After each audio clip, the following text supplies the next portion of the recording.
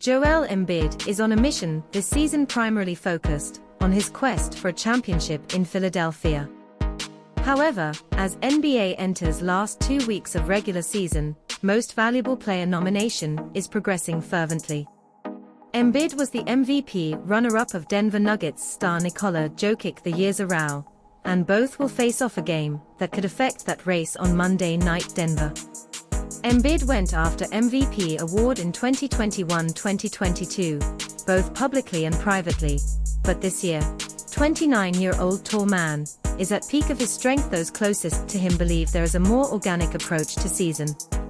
It can lead to a prestigious honor and the chance of a legitimate title. Embiid even found himself in a position where he gave rival star Jayson Tatum from Boston an MVP award and advice on how to pursue it.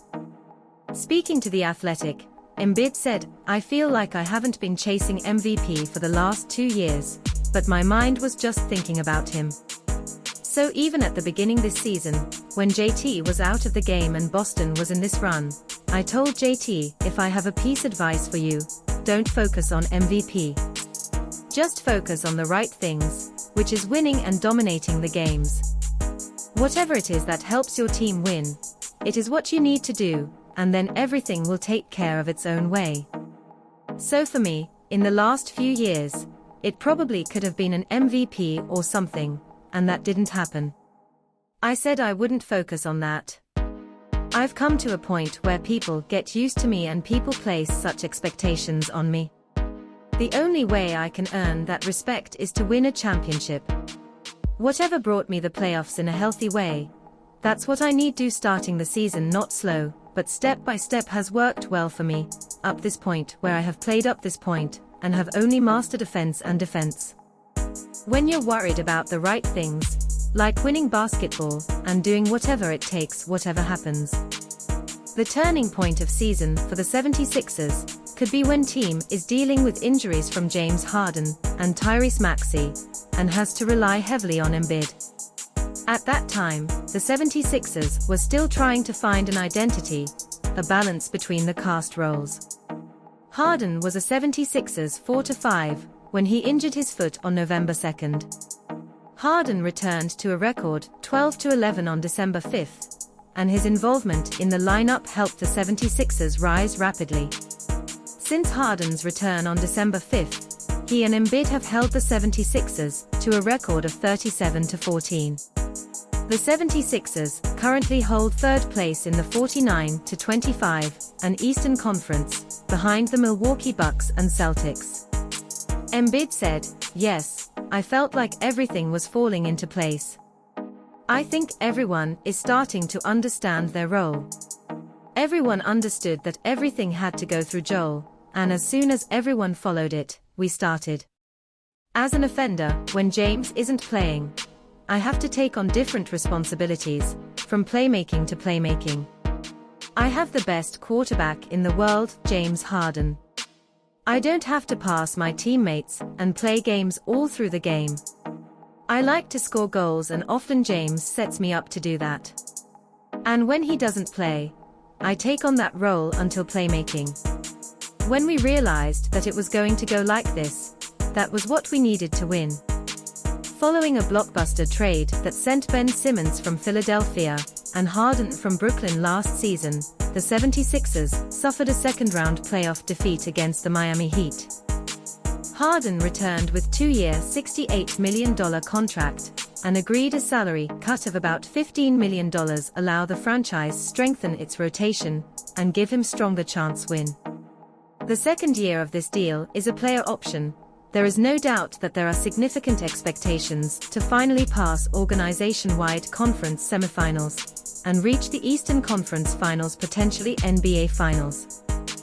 Embiid recently met with Athletic to discuss his postseason-eve basketball form, the MVP race, whether this season is a championship or bankruptcy for him, 76ers organization, and much more. This interview was lightly edited for brevity and clarity. "You seem to be moving as well as I see you so late in a season. How do you feel?" "That was best thing I've felt in my entire career, especially at this late in the season and entering playoffs. This is my focal point. I think we have the right guys. So it's all about us coming together and showing up and doing everybody's job. I know you're dealing with plantar fasciitis off-season. Did deal with it as you entered the season, and how did manage to do it? Much better than when the season started. So I had a slow start to the first few games that dealt with it. It's hard, but I think when that happened, the key was that we got over it. We caught up with that in the beginning. So we did a lot of things to make sure we got over it. And when the season started, I was going a little slower than usual. I only care about my body. I have come a long way when it comes to my body. In the last few years you have made rapid, dominant beginnings. I don't really agree with the idea that I'm starting off slow. You said that to laughs. So, for my standards. In the third game of the season, I scored 40 points. You can say that by my standards.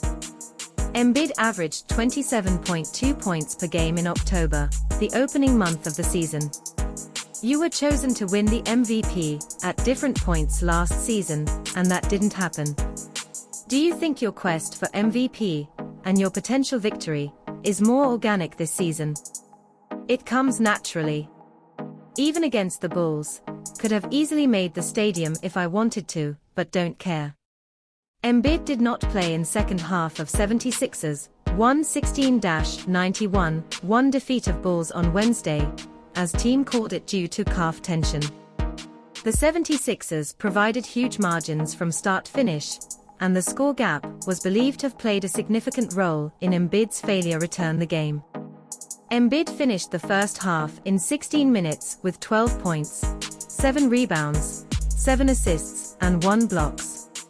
I could easily come back and do a triple-double and make sure I kept going after the score. Or continue the 30-point series, or whatever. I think I've come to a different level mentally where it's all about winning. The important thing, it's just about winning, winning, winning. We were doing this. Whatever happens. If I win the MVP, it's fine. If I don't, it's okay for me. Giannis Antetokounmpo recently told The Athletic that he believes MVP criteria are constantly changing from year to year. Do you agree? The criteria change.